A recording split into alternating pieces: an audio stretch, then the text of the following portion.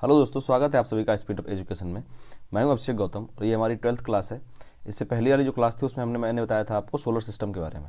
ठीक है, solar system की जो बेसिक चीज़ें थी मैंने उसके बारे में बताया था, जैसे कि यूनिवर्स का क्या कहते हैं कैसे उत्पत्ति हुई, यूनिवर्स की उत्पत्ति के बारे में, उसमें जो आपकी 4 थ्योरीज थी उन थ्योरीज के बारे में बताया था। साथ में मैंने उनकी इंग्लिश भी क्या कहते हैं हिंदी भी आपको बताई थी। इससे पहले हम एक बार देख लेते हैं रिकैप कि 11th क्लास में हमने क्या क्या देखा था।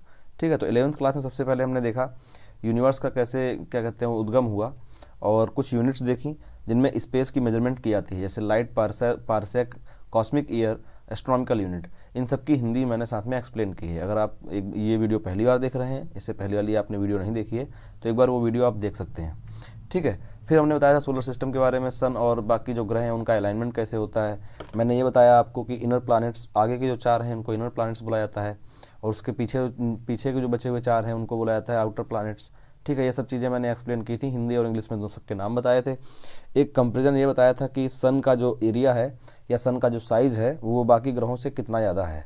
ठीक है, और उसके बाद हमने सबसे पहले सन के बारे में जाना था। कुछ इंपॉर्टेंट पॉइंट्स थे जो यहाँ पे लिखे हुए हैं, इनको एक्सप्लेन किया था, साथ में कुछ और बातें ही बताई थी। ठीक है, सन में मैंने आपको और चीज़ें जो एक्सप्लेन की थी वो है कि जैसे कि सन का जो पहली बात तो आपका एरिया कितना है, डायमीटर कितना है, सॉरी, इसकी एज कितनी है, और कितना टाइम लगाता है सन का जो क्या कहते हैं सन की लाइट जो है वो धरती तक आने में कितना टाइम लगता है। कंपोजिशंस के बारे में बात की थी हमने, और ये बताया था मैंने एक्सप्लेन करते हुए यहाँ पर कि हीलियम और हाइड्रोजन दोनों का यहाँ पर क्या क्या हो रहा है, एक तरीके से फ्यूजन हो रहा है। ठीक है, आपस में दोनों जो अणु हैं मिल जा रहे हैं, और यहाँ पर विखंडन नहीं हो रहा है, संलयन हो रहा है। ठीक है, विखंडन नहीं हो रहा है, संलयन हो रहा है। विखंडन को बुलाता है फिजन और संलयन को बुलाता है फ्यूजन। ठीक है, तो यहाँ पर संलयन हो रहा है, ये चीज़ मैंने एक्सप्लेन की थी। और कुछ पॉइंट्स बताए थे सन की अपर सरफेस के बारे में, मैंने आपको यहाँ पर लिखकर बताया था। बाकी इनर सरफेस के बारे में मैंने इसमें इमेज के अंदर आपको क्लियर किया था। ठीक है, काफ़ी और चीज़ें बताई थी। तो इसके बाद हमने प्लैनेट्स को देखा। प्लैनेट्स में मैंने सबसे पहले आपको मरकरी और वीनस, मतलब बुध और शुक्र, और फिर पृथ्वी, और उसके बाद मंगल, इतना हमने देखा था पिछले वाली वीडियो के अंदर। और अब हम देखते हैं आज की जो क्लास है उसके बारे में। तो कल की जो क्लास थी उसमें अगर डाउट्स की बात की जाए तो एक डाउट मात्र आया था जिसको डिस्कस किया जाना चाहिए। बाकी जो डाउट्स हैं वो नोटिफिकेशन से रिलेटेड हैं। तो हम वो डाउट उनका क्या था कि उन्होंने बोला था कि सर मिल्की वे और ये जो क्या कहते हैं गैलेक्सी मिल्की वे और नेबुला, इन सब के बारे में एक्सप्लेन कर दीजिए।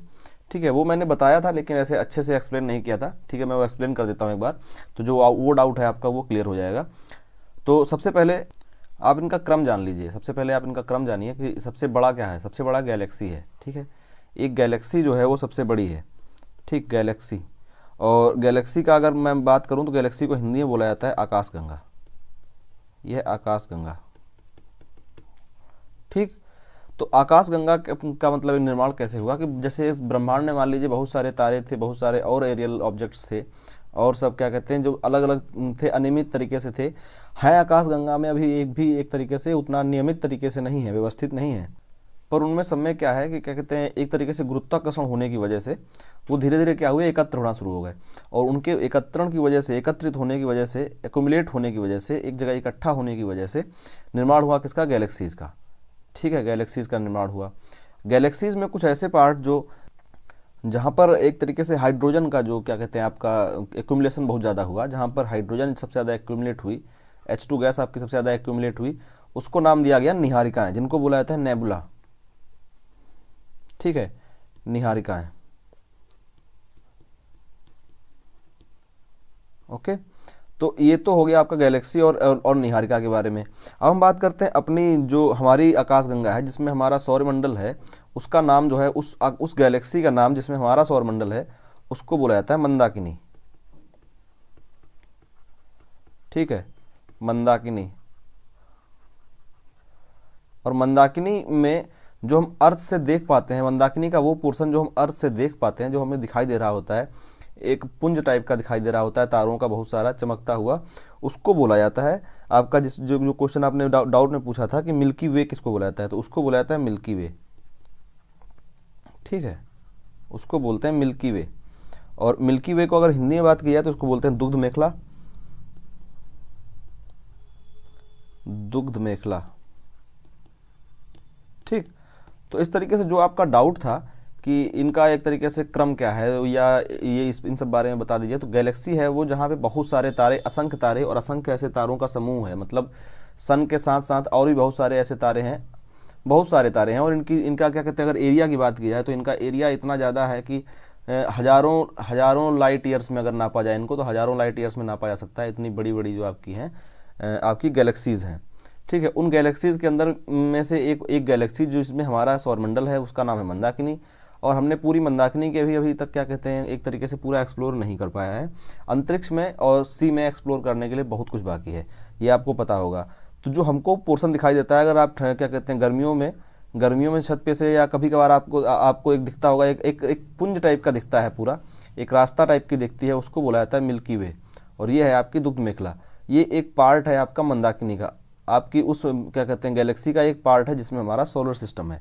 नेबुला क्या है, जब शुरुआत हुई इनकी एकत्र होने की, तो हाइड्रोजन गैस के बहुत बड़े बड़े पुंज, एक तरीके से मान लीजिए बहुत मतलब एक तरीके से एक्यूमुलेटेड हाइड्रोजन थी बहुत ज़्यादा मात्रा में, तो बहुत विशाल मात्रा में। तो उसको वो जो क्या कहते हैं एक तरीके से केंद्र था उसका, वो जो हाइड्रोजन केंद्र था उसको बुलाया गया नेबुला, ठीक है, जिनको हिंदी में बोलते हैं निहारिकाएँ। तो इस तरीके से जिनका ये डाउट था, शायद उनका नाम अंकित है, अंकित जी का डाउट ये क्लियर हो चुका होगा, ठीक है। अब हम बात करते हैं अपने जो आज की क्लास है, मतलब जो हमने देखा था अभी तक, मंगल तक हम देख चुके थे, तो आगे हम बात करेंगे अब जुपिटर के बारे में। जो ये वीडियोज़ है इसके पॉइंट्स मैं आपको लिख के यहाँ पर पढ़ के नहीं बताऊँगा, क्योंकि ऐसा होता क्या है कि अगर आपको शॉर्ट में कोई चीज़ मिल जाती है तो आप उसका एक्सटेंडेड वर्जन देखना पसंद नहीं करते हैं। तो आप अगर वीडियो देखेंगे तो आपका ज़्यादा फायदा होगा, ना कि मैं यहाँ पर आपको पॉइंट्स बता दूँ और आप उतने में ही क्या कहते हैं सुकून पा जाएँ, ठीक है। अब हम देखते हैं जुपिटर के बारे में। सबसे पहला जो आज का ग्रह है वो है जुपिटर, क्योंकि इससे पहले के 4 हमने पिछली क्लास में देख लिए थे। तो अगर बात की जाए जुपिटर की, जुपिटर क्या है, इसका हिंदी में नाम आपका बृहस्पति है, जो लिखा हुआ है यहाँ पर बृहस्पति। और ये जो आपका है पूरे प्लानट सिस्टम का, पूरे सोलर सिस्टम का सबसे बड़ा ग्रह है, सबसे हैवीएस्ट क्या कहते हैं ग्रह है, सभी हैवीएस्ट प्लैनेट है। और अगर वैसे देखा जाए तो ऑलमोस्ट 71% ऑफ ऑल, मतलब अगर सबका वेट कर दिया जाए, सबको एक तरफ सबको जोड़ दिया जाता है, तो उनका 71% जो है अकेला जुपिटर है, ठीक है। इसका कलर जो है इसी प्रकार का लगभग दिख रहा होता है स्पेस के अंदर। और इसके ये मोस्ट नंबर ऑफ सेटेलाइट्स इसके अंदर हैं 63 यहाँ पर लिखे हुए हैं, लेकिन 63 + 4 कर दीजिए आप, 67 जो हैं आपके वो हैं एग्जैक्ट सेटेलाइट्स फिलहाल, जो क्या कहते हैं जिनको कंफर्म कर दिया गया है। ये पिछली स्लाइड थी जिसको मैंने UPSSC के लिए पढ़ाया था, तो इसलिए मैंने यहाँ पे हटाया नहीं इसको, ताकि जो लोग वहाँ पर देखे थे अगर खुद को करेक्ट कर लें, फिलहाल अपडेट कर लें इस चीज़ से, कि फिलहाल का जो क्या कहते हैं इनका नंबर है वो 67 है। ऐसे ही सैटर्न में है, सैटर्न का अगर नंबर देखा जाए तो लगभग 150 बोले जाते हैं कि 150 सेटेलाइट्स हैं इसके, लेकिन सिर्फ 60 को कन्फर्म किया गया है अभी तक, सिर्फ 60 को अभी तक कन्फर्म किया गया है। तो ये जो पूरा टॉपिक है ये एक डायनेमिक टॉपिक है, इसलिए चीज़ें चेंज होती रहती हैं, लेकिन अभी तक के लिए सबसे ज़्यादा क्या कहते हैं satellites, most number of satellites जो आपके हैं वो जुपिटर के लिए ही हैं जो कन्फर्म्ड हैं, ठीक है। तो अगर आपसे पूछा जाएगा कि मोस्ट नंबर ऑफ सेटेलाइट्स किसके पास है सोलर सिस्टम में, तो आपका आंसर अभी भी होगा जुपिटर, ठीक। और नेक्स्ट जो पॉइंट है वो है कि fastest rotating time 9 hours and 50 minutes and 30 seconds, मतलब अपनी एक्सेस पे जो रोटेट होने का टाइम है, अपनी एक्सेस पे जो रोटेट होने का टाइम है, जिसको आप रोटेटिंग टाइम या डेली मोशन बोल सकते हैं। जो आपका डेली मोशन है, दैनिक गति, जो इसकी दैनिक गति है वो बाकी सब में बहुत ज़्यादा तेज़ है। और इतनी तेज़ होने की वजह से, इतना फास्ट होने की वजह से जो इस पे क्या कहते हैं बहुत ज़्यादा हरिकेन्स, क्योंकि अमेरिका में आपके जो साइक्लोन्स होते हैं उनको हरिकेन्स का नाम दिया जाता है, तो इस पे बहुत तेज़ हवा वाले हरिकेन्स मतलब चलते हैं, जिनको बोला जाता है सुपर हरिकेन्स, ठीक है। सुपर हरिकेन्स या साइक्लोन आप याद रखिए, साइक्लोन। ऐसा ग्रह जिस पे सबसे ज़्यादा साइक्लोन आ रहे होते हैं वो है आपका जुपिटर, ठीक है। और इसी पे आपका बिग रेड स्पॉट भी है फाउंड, जो आपका यहाँ पर दिख रहा है। मैं इसको साफ करता हूँ। जो ये वाला स्पॉट आपको दिख रहा है यहाँ पर, ऐसा ही कुछ समझ लीजिए, ऐसा ही रेड स्पॉट जो है इस पर सबसे बड़ा रेड स्पॉट इस पे है। और ऐसा माना जाता है कि यहाँ पर और कुछ नहीं, यहाँ पर एक सुपर हरिकेन है, सुपर साइक्लोन है, जो यहाँ पर जिसकी इंटरनल एनर्जी जो है उसके घूमने की वजह से, इसके तेज रोटेशन की वजह से मिलती है इसको, ठीक है। तो ये तो थी चीज़ें जो हमको जाननी है इसके बारे में। अब इनका क्या कहते हैं जितना डायमीटर है और जो साइज़ का कंपेरिजन है वो मैं आपको सबसे जब पूरे आपके 8 ग्रह कंप्लीट हो जाएंगे उसके बाद मैं आपको साइज़ का कंपेरिजन सबका एक साथ करा दूंगा, ठीक है। अब बढ़ते हैं हम नेक्स्ट ग्रह पर। नेक्स्ट जो ग्रह है अपना ये है सैटर्न। सैटर्न क्या है, ये सबसे ज़्यादा पॉपुलर किस चीज़ के लिए है, इसकी जो रिंग्स हैं। अगर इसका जो छल्ली ग्रह है, ग्रह छल्ले हैं जो इसके, तो इसमें ऑर्बिट्स जो क्या कहते हैं छल्ले हैं उनके फिक्स ऑर्बिट्स है, एक मतलब एक तरीके से कह लीजिए कि वेल डिफाइंड, एक तरीके से बोल लीजिए वेल डिफाइंड जो इसकी रिंग्स हैं वो है, उसकी वजह से सबसे ज़्यादा पॉपुलर है। और ये सेकंड लार्जेस्ट है, सबसे पहला जो था आपका वो था जुपिटर, और उसके बाद आपका आएगा सैटर्न, ठीक है। और अब जो क्रम होगा क्या कहते हैं साइज का वो ऐसे ही बढ़ता जाएगा, इसके बाद आएगा यूरेनस और फिर उसके बाद में आएगा नेपच्यून। जैसे मतलब जैसे आउटर प्लैनेट्स की अगर हम बात करें तो पहले आपका पड़ेगा बृहस्पति, फिर आएगा शनि, फिर उसके बाद अरुण, फिर वरुण। तो जैसे जैसे पीछे बढ़ते आओगे वैसे वैसे साइज जो है इसका कम होता चला जाएगा, ठीक है। तो इनको याद करना आपको आसान होगा, जुपिटर, सैटर्न, यूरेनस और नेपच्यून, ठीक है। तो इनको आप आसानी से इस तरीके से याद कर सकते हैं। इट हैज़ 60 सैटेलाइट्स, इसके बारे में मैंने आपको बताया कि अगर प्रिसाइज तरीके से बोला जाए, जो कन्फर्म किया गया है, इनको कन्फर्म कर दिया गया है, वो आपके क्या कहते हैं अगर अब देखा जाए तो वो 60 ही सैटेलाइट हैं। लेकिन वैसे बोला जाता है कि इसके पास 150 सैटेलाइट्स हैं टोटल, जिनमें से 53 सैटेलाइट्स के नाम दे दिए गए हैं, नामकरण किया गया हुआ है 53 सैटेलाइट्स का, ठीक।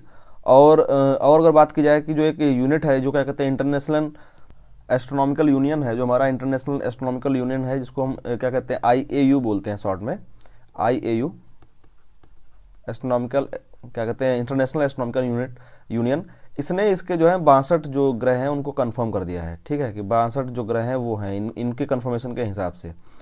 अब जो भी है नासा ने जो नहीं कहा, जो भी कहा वो मुझे उतना डीप में नहीं पता है। अगर आपको अभी तक पूछा जाता है क्वेश्चन कि आपके सबसे ज़्यादा क्या कहते हैं सैटेलाइट्स किसके पास हैं, तो आपका आंसर अभी भी जुपिटर होना चाहिए मेरे हिसाब से। और आपको जुपिटर और सैटर्न दोनों ऑप्शन में मिलेंगे, ये तो पक्की बात है, आपको जुपिटर ही आंसर करना है, ठीक, जब तक ये पूरा क्या कहते हैं मामला कंफर्म नहीं किया जाता है। नेक्स्ट जो पॉइंट है, it has least density. Least density मतलब सबसे कम घनत्व है, इसका घनत्व अगर देखा जाए तो घनत्व वाइज सबसे कम है। और अगर कंपेयर करें इसको अर्थ के साथ, अगर अर्थ के साथ इसको कंपेयर करते हैं तो लगभग अर्थ का जो घनत्व है, अर्थ का जो डेंसिटी है वो इससे 30 गुना ज़्यादा है, ठीक है। जो धरती का घनत्व है वो इससे 30 गुना ज़्यादा है, 30 टाइम्स है, ठीक है, 30 टाइम्स मोर अर्थ का, मतलब इसका जो घनत्व है वो 30 गुना कम है धरती के कंपेयर में। अब हम बढ़ते हैं नेक्स्ट ग्रह की तरफ। तो हमको इतनी जानकारी जो मैं आपको दे रहा हूँ ये शायद सफिशिएंट रहेगी आपके लिए। बहुत ज़्यादा जानकारी अगर आप लेते हैं फिर बाद में याद नहीं रहती है तो कोई मतलब नहीं है उस चीज़ का। नेक्स्ट जो है यूरेनस। यूरेनस में क्या है, आपको एक चीज़ याद रखनी है कि थर्ड लार्जेस्ट है, ठीक है, क्योंकि मैंने बताया था जुपिटर से नीचे की तरफ जाते आएंगे आप तो उसी तरीके से जो है एरिया का क्या कहते हैं साइज जो है कम होता चला जाएगा।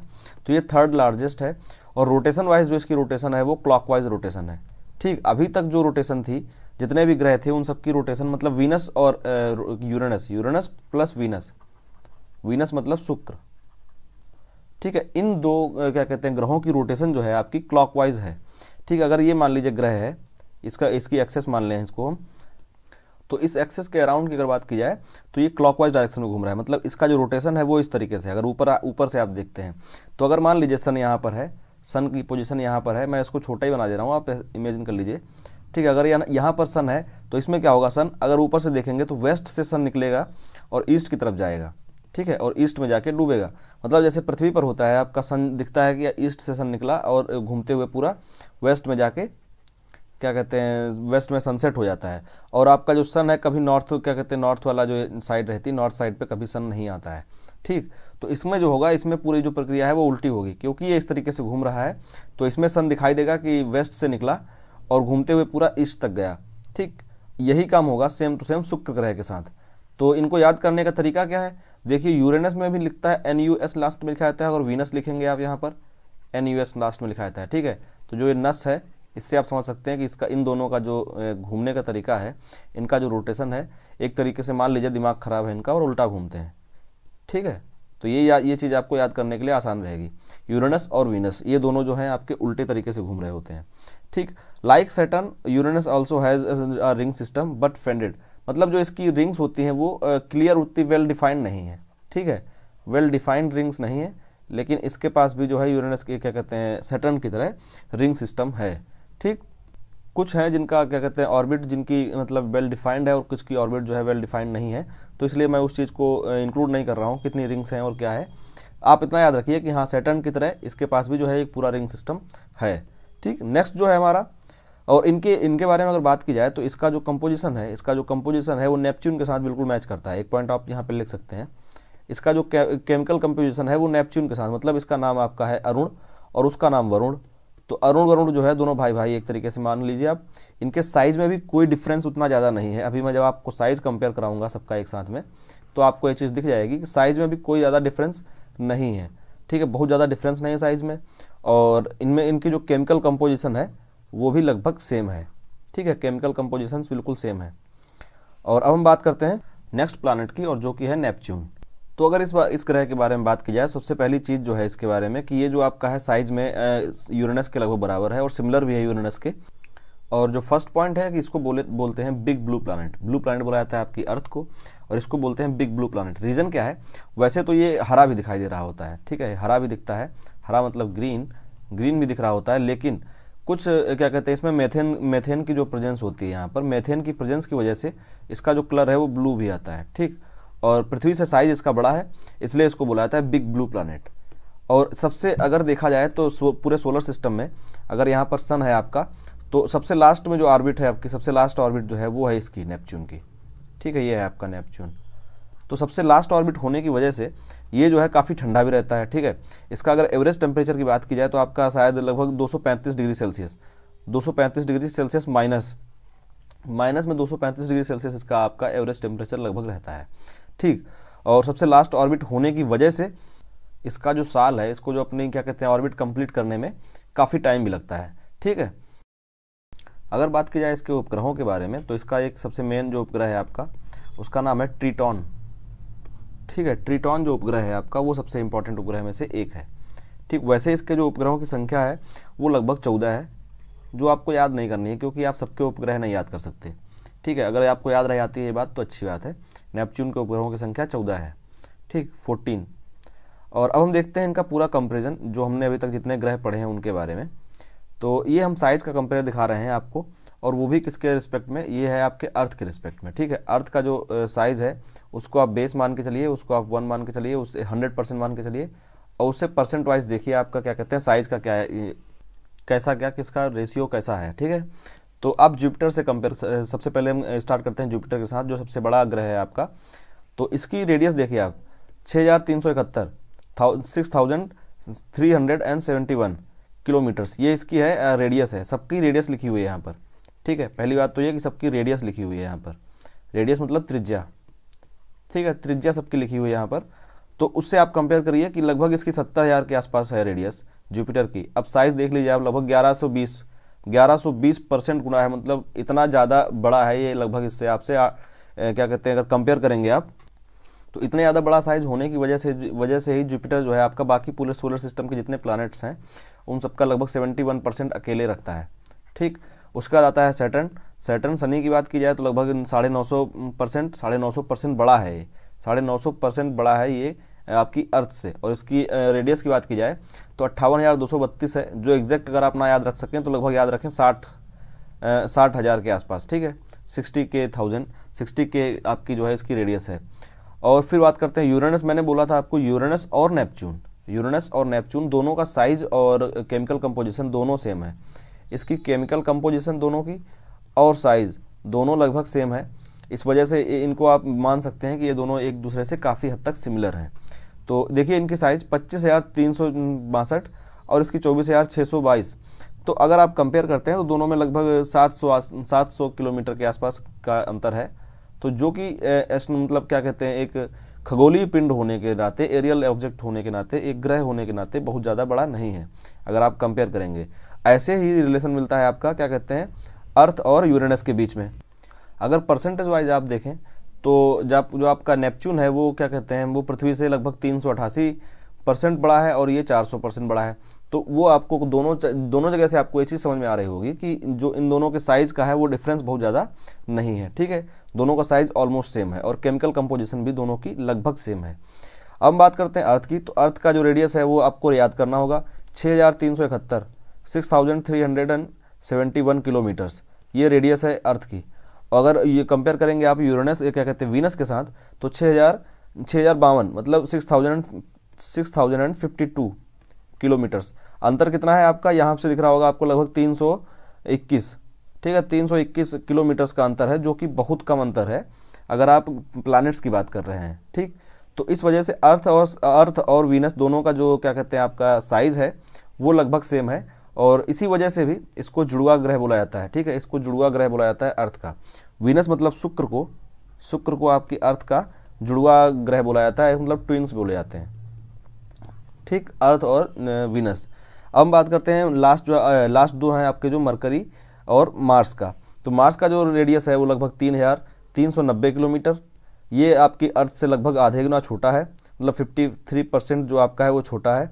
और जो मरकरी है सबसे छोटा है, वो 38% जो आपका साइज़ है, क्या कहते हैं, अर्थ का साइज़ है 38%। और जो मार्स था वो 53% अर्थ का साइज़ था, ना कि छोटा था। तो आप मान लीजिए लगभग 47% छोटा था। ठीक, तो इस तरीके से ये दोनों, ये जो कंपेयर है आपको, ये कंपेरिजन है, ये आपको याद रखने में मदद करेगा कि कितना जो कौन सा साइज़ किसका, मतलब किस प्लैनेट का कितना ज़्यादा साइज़ है अर्थ के रिस्पेक्ट में। ठीक, एक बार फिर से चलते हैं उसी इमेज के अंदर जो मैंने आपको सबसे पहले दिखाई थी सोलर सिस्टम के बारे में।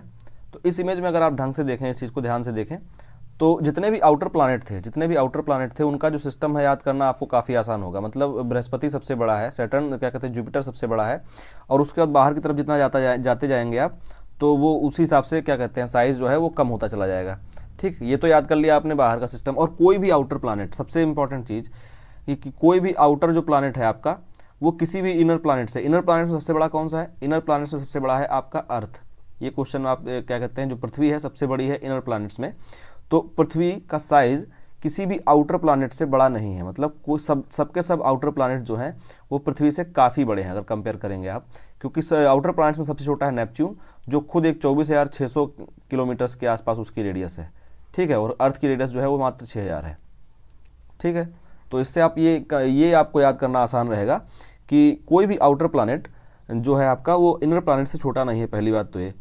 और दूसरी बात ये है कि जो जितने भी प्लानेट आपके इनर प्लानेट्स हैं उनमें क्रम क्या कहते हैं साइज का थोड़ा डिस्टर्ब है, लेकिन आउटर प्लानेट्स का जो साइज है वो पूरा एक तरीके से, आप अगर आप उसका क्रम याद रखेंगे तो आपको साइज भी याद रख जाएगा। ठीक, इनर प्लानेट्स में क्या है, सबसे लास्ट में आता है मार्स, बीच में आपका है अर्थ, और उसके बाद है आपका लगभग अर्थ के बराबर ही क्या कहते हैं वीनस, और सबसे पहले जो है वो है आपका मरकरी। ठीक है, तो इनमें अगर आप क्या कहते हैं, अगर अर्थ को निकाल देते हैं बाहर, अर्थ को अपना अलग से समझ लीजिए, तो जो साइज़ है वो बढ़ते हुए क्रम में है। ठीक है, पहले मरकरी, फिर वीनस, फिर मार्स। ठीक, और उसके बाद सबसे लास्ट में आ जाएगा आपका अर्थ। तो इस तरीके से आप साइज सबके याद कर सकते हैं।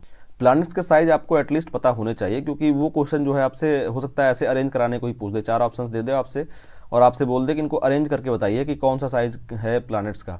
ठीक, तो यहाँ पर साइज याद करने का तरीका जो मैंने बताया सबसे आसान तरीका, आउटर प्लैनेट्स को आप एक सीक्वेंस में रख दीजिए, जुपिटर, सैटर्न, क्या कहते हैं यूरेनस और नेपच्यून, और इनर प्लैनेट्स को भी एक सीक्वेंस में रख दीजिए, पहले मरकरी, फिर वीनस, फिर उसके बाद मार्स। अर्थ को आप अलग से रखें, क्योंकि ये एक स्पेशल प्लैनेट है जहाँ पर आपकी लाइफ मतलब संभव है, लाइफ है यहाँ पर, तो इसको आपको अलग से ही ट्रीट करना पड़ेगा, और बाद में आप यहाँ पे अर्थ रखेंगे तो जो आपका पूरा सीक्वेंस है वो सही हो जाएगा। ठीक, तो इस तरीके से आप सबके साइज़ जो मैंने बोला था कंपेयर करा के आपको याद करा दूंगा, तो इस तरीके से वीडियो के अंदर ही आपको इन सबके साइज़ याद हो गए होंगे। अब हम बात करेंगे कुछ और चीज़ें जो और आपके एरियल ऑब्जेक्ट्स हैं, कुछ और एरियल ऑब्जेक्ट्स हैं, जैसे कि क्या कहते हैं कॉमेट्स हैं, इन सब के बारे में हम देखेंगे। वो मैं आपको एक अलग स्लाइड में पूरा एक्सप्लेन करता हूँ एक साथ। कॉमेट्स से पहले एक और जो इम्पोर्टेंट है वो है आपका मून। ठीक है, मून के बारे में कुछ चीज़ें आप देख लीजिए। अभी जो पेपर हुआ था जिसकी वीडियो आई थी यहाँ पर क्या कहते हैं हम लोगों ने डाली थी कानपुर से, उसमें एक क्वेश्चन आया था कि अर्थ का जो साइज़ है, जो मून का जो साइज़ है वो अर्थ से कितने गुना है, और ऑप्शन थे 1/4, 1/6, 1/8, इस टाइप के ऑप्शन थे। ठीक है, तो अगर हम यहाँ पर देखें तो पहला जो पॉइंट लिखा हुआ है, diameter of moon is around 1/4 of earth. ठीक है, डायमीटर देखिए मून का कितना है, 3,476। ठीक है, 3,476। अगर इसकी रेडियस की बात की जाए 1738, और अर्थ की रेडियस कितनी थी आपकी 6,400। ठीक है, 6,400 की रेडियस, और इसकी रेडियस अगर देखेंगे तो लगभग आपका 1/4 आ जा रहा है। ठीक है, मान लिया। तो अगर आपका डायमीटर या रेडियस 1/4 है तो उसके वॉल्यूम की अगर बात करेंगे तो वॉल्यूम का तो फॉर्मूला होता है 4/3πr क्यूब। तो इसका अगर क्यूब कर देंगे तो हो जाएगा 1/64 टाइम। ठीक है, मून जो है 1/64 टाइम हो जाएगा, मतलब 64 गुना ज़्यादा हो जाएगा आपका क्या कहते हैं अर्थ इससे। लेकिन वहाँ पर ऑप्शन में 64 गुने का कोई हिसाब किताब ही नहीं था। तो क्वेश्चन में आप इस चीज़ से सजग रहें कि आपसे हो सकता है कि वो डायमीटर को डायरेक्ट डायमीटर को ही एरिया मान के पूछ ले, या ये वॉल्यूम मान के आपसे पूछ ले कि साइज सबसे बड़ा कौन किसका है। तो डायमीटर जो है मून का वो 1/4 है। अगर एप्रिसिएट मतलब क्या कहते हैं एक्यूरेट तरीके से बोला जाए तो आप बोल सकते हैं कि जो एरिया है, क्या कहते हैं डायमीटर है उसका आपके मून का, वो है 1/4, ना कि इसका साइज। तो ये तो हो गए आपके पहले जो क्या कहते हैं पॉइंट्स थे कि पहला 1/4 होता है और diameter of moon is 3476 kilometres. तो ये आपका हो गया डायमीटर। नेक्स्ट जो पॉइंट है कि it takes 27 days 7 hours 43 minutes and 15 seconds to complete a single revolution around earth. ठीक है, कि ये इतना टाइम आपका 27 दिन 7 घंटे 43 मिनट और 15 सेकेंड, ये इतना टाइम लगाता है अर्थ के अराउंड घूमने में। अगर आपकी अर्थ यहाँ पर है, अगर आपकी अर्थ यहाँ पर है और ये ऑर्बिट है मून की, तो मून को जो टाइम लगता है इसके चारों तरफ घूमने में वो यहाँ पर लिखा हुआ है। नेक्स्ट लाइन आगे क्या लिखी हुई, in the same time it completes its own daily motion. मतलब उसी एक टाइम में, उसी सेम टाइम में ये अपनी एक्सेस पे भी घूम जाता है। ठीक है, तो मतलब ये अपनी एक्सेस पर घूमने में और क्या कहते हैं पृथ्वी का चक्कर लगाने में, दोनों कामों में सेम टाइम लेता है। अपनी एक्सेस पे घूमने में और पृथ्वी का चक्कर लगाने में दोनों चीज़ों में सेम क्या कहते हैं टाइम ले रहा होता है। This is the only reason we see only one part of moon every time. ठीक है, सिर्फ यही रीज़न है कि आप अर्थ से जब देखते हैं मून को, आप जब अर्थ से मून को देख रहे होते हैं, अगर यहाँ पर मून है तो मून का एक ही एरिया आपको दिखाई दे रहा होता है। रीज़न क्या है कि आप अगर यहाँ पर खड़े हुए हैं, यहाँ से आप मून को देख रहे हैं, आपको ये एरिया दिख रहा है, इतना एरिया आपको दिखाई दे रहा है, तो ये जैसे जैसे रोटेट होता चला जाएगा वैसे वैसे ये भी क्या कहते हैं जैसे जैसे क्या कहते हैं इसके चारों तरफ चक्कर लगाएगा वैसे वैसे रोटेट भी होता जाएगा। तो जो ये फेस है आपका, ये फेस हमेशा आपके सामने ही रहेगा। ठीक है, इस वजह से मून का हमेशा एक ही पार्ट आप देख पाते हैं। यहाँ पर आपसे मतलब मेरा पूरी पृथ्वी से है। ठीक है, पूरी पृथ्वी पर जो भी लोग हैं, वो ये नहीं कि यहाँ पर आप इंडिया में हैं तो आप अलग देख रहे हैं यहाँ पर, तो जिसको जो जहाँ से दिख रहा है, जिसका पोर्शन जो मतलब पूरी अर्थ का ही सामने पड़ रहा होगा, तो वो एक ही फेज आप हमेशा देखेंगे मून का, हमेशा एक ही फेज आपको मून का दिखाई देगा। ठीक है, नेक्स्ट जो पॉइंट है कि moon is 5 degree tilted on its own axis. मतलब जैसे कि पृथ्वी 23.5 डिग्री सेल्सियस, 23.5 डिग्री क्या कहते हैं झुकी हुई है, 23.5 डिग्री जो है उसका टिल्टेड है। ठीक है, झुकाव है, टिल्टेड है।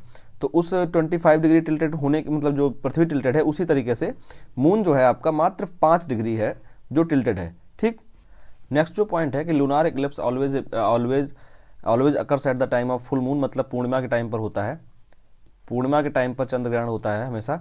और when earth comes in between the sun and moon, मतलब जब क्या कहते हैं सन और मून के बीच में आपका क्या कहते हैं अर्थ आ जाता है, तो ऐसे जब होता है, ये कंडीशन जब होती है क्या कि आपके सन, ये आपका सन है और ये आपकी अर्थ है, और उसके बीच में जब ये है आपका मून, तो जब मून और सन के बीच में अर्थ आ जाएगी तो अर्थ की जो है शैडो पड़ने लगती है, अर्थ की परछाई पड़ती है।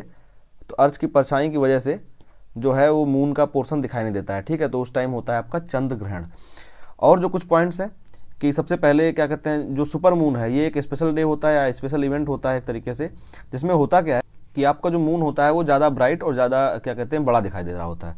Super moon is a very special event when moon use to be nearest to earth. मतलब जब क्या कहते हैं धरती के सबसे करीब होता है, सबसे करीब होता है धरती के, ये तब ये क्या कहते हैं सुपर मून का फिनोमेना होता है। एंड इट लुक्स 14% बिगर, मतलब 14% जो है आपका वो बड़ा दिखाई देता है, 14% बड़ा दिखाई देता है और 30% ब्राइटन दिखाई देता है, and bigger than normal and 30% more bright. मतलब 30% जो है नॉर्मल उससे 30% ब्राइट दिखता है, चमकदार दिख रहा होता है, चमकदार दिखता है, और 14% जो है वो आपका बड़ा दिख रहा होता है। नेक्स्ट पॉइंट जो है आपका, for the very first time on 20 July 1969 Apollo 11 landed on moon. मतलब क्या कहते हैं जो आपका 20 जुलाई 1969 था, 20 जुलाई 1969 को पहली बार कोई स्पेसशिप जो है अपोलो, जिसका नाम था अपोलो 11, वो जाके लैंड की मून के ऊपर। और नील आर्मस्ट्रॉन्ग उनके साथ 2 उनके सबऑर्डिनेट्स भी थे, उन्होंने क्या कहते हैं पहली बार कदम रखे चांद के ऊपर। ठीक है, ये बात जो है ये सबको पता होती है। अब जो यहाँ पे 2 पॉइंट छूट गए हैं वो ये कि मून का जो ग्रेविटेशन होता है 1/6 होता है क्या कहते हैं अर्थ के कंपेयर में, वो सबको पता है। और अलग एक और पॉइंट, अगर मास की बात की जाए तो मास वाइज जो है 1/8 है वो अर्थ का। ठीक, और जो मैं 1/64 बताया था वॉल्यूम वाइज, वो एग्जैक्ट नहीं है। मैं आपको राउंड फिगर बताया था, जैसे उसने बोला था कि 1/6 है पार्ट, 1/4 या 1/6 ऑप्शन दिया हुआ था कि पार्ट है, तो मैं उसको बता रहा था कि वो डायमीटर है जो 1/4 है। अगर आप इसको एग्जैक्टली नहीं 1/4 है, मतलब अराउंड 1/4 है, एक राउंड फिगर में 1/4 है, क्योंकि एग्जैक्टली नहीं है ये। तो अगर ये एग्जैक्ट नहीं है तो एग्जैक्ट वो वॉल्यूम कैसे हो सकता है। तो अगर हम राउंड फिगर में ही बात करेंगे तो लगभग 1/64 हो जाएगा आपका वॉल्यूम। ठीक, तो ये तो थी। यहाँ पर जो दो बातें मैंने लास्ट में बताई ये याद कर लीजिएगा। पहला तो ये कि 1/6 आपकी ग्रेविटी है, और 1/18 मतलब 1/80 ये आपका क्या कहते हैं मास वाइज है। ठीक है, क्योंकि डेंसिटी दोनों की सेम नहीं है, तो वॉल्यूम और मास का जो रेशियो है वो अलग अलग हो जाएगा। तो ये कुछ इंपॉर्टेंट बातें थी जो मैंने आपको मून के बारे में बतानी जरूरी समझी। और इसके बाद हम देखते हैं कुछ और जो आपके एरियल पिंड्स हैं। तो उनमें सबसे पहला आता है आपका नाम एस्ट्रॉइड्स का। एस्ट्रॉइड्स हैं क्या, एस्ट्रॉइड्स होते क्या हैं एग्जैक्टली। तो आपका जो मंगल ग्रह है, मतलब अगर आप उसको बोलें तो जो मार्स है, हिंदी में है ये इमेज, हिंदी में है, मैं इसको लिख दे रहा हूँ। मार्स और क्या कहते हैं आपका जो जुपिटर है, मार्स और जुपिटर के बीच में बहुत सारे ऐसे एरियल पिंड्स का एक क्या कहते हैं बेल्ट टाइप की है, जिसको बोला जाता है एस्ट्रॉइड बेल्ट। ठीक है, एस्ट्रॉइड बेल्ट्स हैं जिनको क्षुब्ध ग्रह हिंदी में बोला जाता है। क्षुब्ध ग्रह मतलब छोटे से छोटे ग्रह मान लीजिए एक तरीके से। तो छोटे ग्रह टाइप के कुछ पिंड हैं जो एक तरीके से कुछ पिंड उनमें से इतने बड़े भी हैं जिनको क्या कहते हैं बौना ग्रह का नाम दे दिया गया है, डॉर्फ प्लैनेट का नाम दिया गया है। कुछ पिंड ऐसे हैं इतने बड़े। तो अगर हम बात करें, there are lots of asteroids in our solar system, most of them live in the main asteroid belt, a region between orbit of Mars and Jupiter. ठीक है, मार्स और जुपिटर की जो ऑर्बिट है आपकी, उसके बीच में एक बेल्ट टाइप की है जिसको बोला जाता है एस्ट्रॉइड्स बेल्ट। ठीक है, उसमें पाए जाते हैं सबसे ज़्यादा आपके जो एस्ट्रॉइड्स हैं। Asteroids are small rocky objects that orbit of the sun. मतलब ये यहाँ पे कुछ गलत लिखा हुआ है, मतलब ऐसे हैं कुछ ऐसे छोटे ऑब्जेक्ट्स हैं जिनकी जो ऑर्बिट है वो अराउंड द सन है, जैसे कि ग्रहों की ऑर्बिट होती है कि एक फिक्स ऑर्बिट में घूम रहे होते हैं। तो ऐसे इनकी ऑर्बिट जो है वो फिक्स है। ठीक है, ऑर्बिट तो फिक्स है लेकिन साइज काफ़ी छोटा है। ठीक, although asteroids have orbits around the sun like planets, मतलब जो आपके प्लैनेट्स हैं उनके तरह इनकी भी ऑर्बिट है, but they are much smaller than जो आपके प्लैनेट्स है, मच स्मॉलर देन आप प्लैनेट्स। मतलब इनकी ऑर्बिट तो डिफाइंड है पर लेकिन इनका जो साइज़ है वो आपका जो है प्लैनेट्स के कंपेयर में काफ़ी कम है। तो साइज़ कम होने की वजह से इनको क्या है जो आप प्लैनेट नहीं कह सकते। ठीक, अगर बात की जाए तो हैवीएस्ट जो आपका एस्ट्रॉइड है उसका नाम क्या है, सीरीज़। सीरीज़ इसको हिंदी में बोला जाता है, सीरीज़ लिख दिया जाता है। ठीक है, सीरीज़ जो है वो आपका सबसे हैवीएस्ट प्लैनेट है और इतना हैवी है कि इसको क्या कहते हैं आपका एक तरीके से बोला जाता है बौना ग्रह। बौने ग्रह का भी नाम दिया जाता है। बौना ग्रह मतलब डॉर्फ प्लैनेट, डॉर्फ प्लैनेट। ठीक, तो ये हैं कैसे दिखते कैसे हैं ये आपकी इमेज यहाँ पर आपने देख ली कि कुछ छोटे छोटे ग्रह हैं। अगर आप इनकी इमेज सर्च करेंगे गूगल पे तो आपको एक क्या कहते हैं रॉकी टाइप का स्ट्रक्चर ही दिखाई देगा और कुछ नहीं। ठीक, नेक्स्ट जो पिंड होते हैं आपको इनको बोला जाता है उल्का पिंड। तो अगले जो हमारे खगोलीय पिंड हैं या कह लीजिए क्या कहते हैं जो हमारे एरियल ऑब्जेक्ट्स हैं उनको बोलते हैं मेटेराइट्स। मेटेराइट्स होते क्या हैं, उल्का पिंड होते क्या हैं। उल्का पिंड एग्जैक्टली अब मैं पहले आपको एक्सप्लेन कर देता हूँ। जैसे आप लोग आकाश में देखते होंगे कभी कभी कोई एक तारा टाइप का होता है, एक लाइट टाइप की होती है, कुछ दूर जाती है एकदम से चमकती है और फिर बंद हो जाती है, जिसको बोलते हैं टूटता हुआ तारा।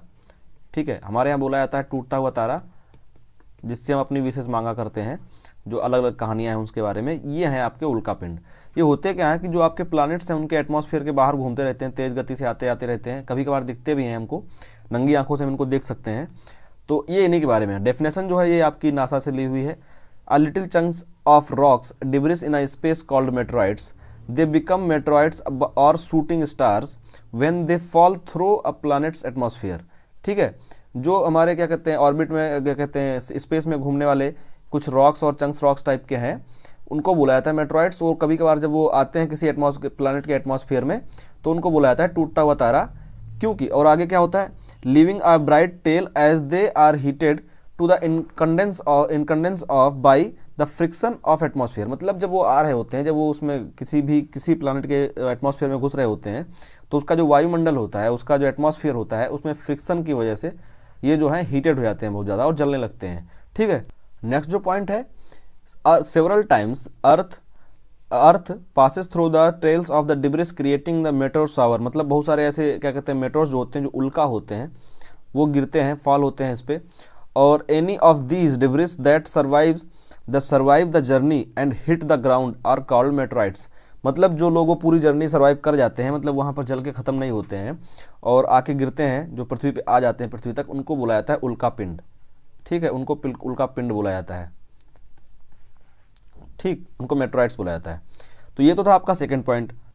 और ये दिखते कैसे हैं, अगर इनकी आप इमेज देखेंगे तो इस तरीके का एक इमेज दिखेगा आपको, जैसे कि ये एक भी इमेज ली हुई है। तो जब ये आ रहे होते हैं अपने एटमॉस्फेयर में तो इस तरीके से जलने लगते हैं तेज, ऐसा लगता है कि आग का एक गोला है जो एटमॉस्फेयर पे आ रहा है।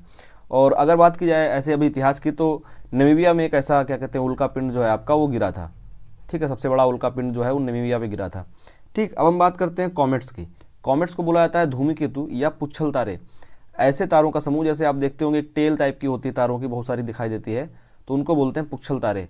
अ comet is an icy small solar system body that when passes close to the sun warm and begins to release gases this process called outgassing. मतलब क्या होता है, ये भी एक क्या कहते हैं एक तरीके से जिनकी जो ऑर्बिट होती है वो फिक्स नहीं होती है, लेकिन जो क्या करते हैं सन की तरफ बढ़ रहे होते हैं। ठीक है, सन की तरफ बढ़ रहे होते हैं, उनका जो आगे का हेड होता है वो सन की तरफ होता है और टेल हमेशा पीछे की तरफ होती है। तो जब ये सन की तरफ बढ़ना शुरू करते हैं तो क्या करते हैं, हीट हो जाते हैं और गैस छोड़ते हैं, जिसको बोला जाता है आउट गैसिंग।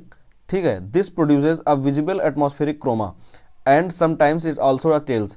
मतलब जब ये गैस छोड़ने लगते हैं इस तरीके से, ये टेल बढ़ती है आगे, पूरा सिस्टम आगे बढ़ता है, तो कभी कभार जो होता है वो पूरा टेल बनाते हुए जाते हैं, जिनको हम बोलते हैं पुच्छल तारे, इसलिए हिंदी में बोला जाता है पुच्छल तारे। और ये जो क्या कहते हैं एटमॉस्फेयर में इनमें जो है विजिबल एटमॉस्फेयर बनाते हैं, कोमा बनाते हैं। ठीक, जिसको बोला जाता है कोमा। तो इस वजह से हमको दिखाई भी देते हैं कभी कभार। और सबसे इंपॉर्टेंट जो कॉमेट है जिसके बारे में बात करना चाहिए वो है 76 ईयर में दिखाई देता है, इसको बोलते हैं हेलीज कॉमेट। नेक्स्ट पॉइंट जो हमारा है, comets are distinguished from the asteroids by the presence of an extended gravitationally क्या कहते हैं unbound atmosphere surrounding their central nebula. तो जो उनका सेंट्रल नेबुला होता है उसके आसपास जो होता है बहुत सारा गैसेस का एक समूह होता है, जो कि एस्टेरॉइड्स के पास नहीं होता है। इस वजह से इनको क्या कहते हैं, आप इनको उनसे अलग समझ सकते हैं। इमेज अगर आप देखेंगे तो कुछ इस तरीके की दिखाई देगी आपको, और इससे आप समझ पा रहे हो होता क्या है कि जब सन की तरफ जब बढ़ रहे होते हैं, जैसे सन है, ये सन की तरफ जब बढ़ रहा होता है तो हमेशा पूंछ इसकी सन से दूर होती है, उसका हेड जो होता है नेबुला होता है वो सन की तरफ हो रहा होता है। ठीक है, सबसे पहली चीज़ तो ये। और जो मैंने आपको बताया था सबसे 76 ईयर में जो दिखने वाला हेलीज, वो सबसे इंपॉर्टेंट माना जाता है। अभी तक के जितने भी कॉमेट्स हैं उन सब में सबसे इंपॉर्टेंट है वो हेलीज कॉमेट है। ठीक, ये 2 पॉइंट हो गए। और इसके अलावा अगर आपको ये बात याद रखनी है तो याद रख सकते हैं कि जो हेलीज कॉमेट है आपका, वो आपको वो दिखाई दिया था 1986 में। ठीक है, 1986 में दिखा था। इसमें अगर आप जोड़ देंगे 76 ईयर तो ये आपको दिखाई देगा 2062 में। ठीक है, 2062 में दिखाई देगा ये आपको नेक्स्ट टाइम हेलीज कॉमेट। और ये काफ़ी इंपॉर्टेंट है, काफ़ी दिनों इनको जो है नंगी आंखों से देखा जा सकता है अर्थ से, जब भी ये सूरज की तरफ बढ़ रहे होते हैं। और सिर्फ तभी चमकते हैं जब ये सूरज की तरफ बढ़ रहे होते हैं, उसके अलावा ये नहीं चमक रहे होते हैं। ठीक है, रीज़न क्या होता है सिर्फ तभी इनके दिखने का, क्योंकि जो सन की गैस, सन की जो हीट है वो इनकी जो गैस होती है, इनके सराउंडिंग जो गैस होती है उसको क्या कर देती है, उसको एक तरीके से विजिबल बना देती है, हीट कर देती है, वो चमकने लगती है, हीट की वजह से वो चमकने लगती है। ठीक, तो इस तरीके से जो कॉमेट्स का था वो भी डिस्कशन यहीं पे लगभग समाप्त होता है हमारा। और जो बाकी चीज़ें थी मैंने आपको सब लगभग एक्सप्लेन कर दी हैं। तो जो सोलर सिस्टम का जो हमारी क्लास थी, सोलर सिस्टम वाली जो क्लास थी वो लगभग यहीं पे आपकी समाप्त होती है। सोलर सिस्टम पे इससे आगे और कोई क्लास नहीं दी जाएगी। और नेक्स्ट जो हमारा होगा उसमें हम देखेंगे आपके क्या कहते हैं कॉन्टिनेंट्स और जो है ओशियंस के बारे में। ठीक है, और जो कॉन्टिनेंट्स में स्पेशलिटीज़ हैं जो जिनकी, वो भी देखेंगे। और दोनों कोशिश करूँगा मैं आपको दोनों चीज़ें एक ही क्लास में कंप्लीट हो जाएँ। सोलर सिस्टम से रिलेटेड जो आपके डाउट रहे वो आप कमेंट सेक्शन में कमेंट कर सकते हैं। ठीक है, आपके कमेंट्स पढ़े जाते हैं, एक एक कमेंट मैं पढ़ता हूँ खुद। जब वीडियो शूट कर रहा होता हूँ नेक्स्ट वाला, कम से कम उससे पहले जितने भी कमेंट्स आ रहे होते हैं वो मैं पढ़ लेता हूँ। आज मैं फिर वीडियो शूट करते हुए लेट हो चुका हूँ, तो मैंने 4 बजे के आसपास वीडियो शूट की है, 4 PM के आसपास वीडियो शूट की है। अभी तक जितने कमेंट्स आए हैं वो मैंने सभी पढ़े हैं, और उसमें जो कमेंट डाउट थे ऐसे जिनको क्या कहते हैं एक्सप्लेन करना चाहिए, वो मैंने डाउट भी एक्सप्लेन किए हैं। ठीक है, तो अगर आप लोगों को कोई डाउट होता है सब्जेक्ट से रिलेटेड तो प्लीज़ कमेंट बॉक्स में डालें, मैं उसको आपको नेक्स्ट क्लास में ज़रूर क्लियर करूँगा। अगर आप वीडियो जैसे देखते हैं कोशिश करिए वीडियो जल्दी देखें, जैसे 7 बजे वीडियो आती है तो आप उसी दिन 12-12 बजे तक वीडियोस देख लें और कमेंट करें उसके नीचे अगर आपको कोई डाउट आता है, क्योंकि हो सकता है फिर मैं कभी वीडियो में पहले रिकॉर्ड करता हूं तो आपका कमेंट मैं पढ़ सकूं। ठीक है, होता क्या है कि जब वीडियोस पीछे हो जाती हैं तो उसमें पीछे जाकर कमेंट्स पढ़ना थोड़ा सा मुश्किल हो जाता है। तो इस वजह से कभी कभार ऐसा होता है कि जो पीछे वीडियोज़ होती हैं उनके कमेंट्स छूट जाते हैं। मैं जब फ्री होता हूँ तो कोशिश करता हूँ कि जो पीछे वीडियोज़ हैं उनके भी कमेंट्स पढ़ के उनका भी अगर डाउट होगा तो मैं आपको एक अलग से वीडियो बना दूंगा पूरी, उसमें मैं आपको पूरे डाउट्स क्लियर करा दूंगा। ठीक है, हमारे साथ बने रहने के लिए अभी तक आप सबका बहुत बहुत धन्यवाद। और चैनल को अगर आपने सब्सक्राइब नहीं किया तो सब्सक्राइब कर लें और वीडियो को ज़्यादा से ज़्यादा शेयर करें ताकि लोगों तक पहुँचे और हमारा थोड़ा मोटिवेशन बना रहे। ठीक है, होता क्या, अगर आप वीडियो ज़्यादा देखी जाती है तो मोटिवेटेड रहता है, जो भी टीचर होता है उसको मोटिवेशन मिलता है। और वीडियो कम देखी जाती है या थोड़ा सा निगेटिव रिस्पॉन्स रहता है तो थोड़ा सा लगता है कि हाँ हमारा काम कहीं ना कहीं गलत हो रहा है। तो वो अगर पॉजिटिव रिस्पांस रहता है तो हमको ज़्यादा मोटिवेशन मिलता है। तो मिलते हैं अगली वीडियो में और उसमें हम देखेंगे आपके जो क्या कहते हैं जितने भी आपके ओशियन हैं और आपके महाद्वीप हैं, ठीक है, उन सब के बारे में। ठीक, तब तक के लिए बाय बाय, जय हिंद।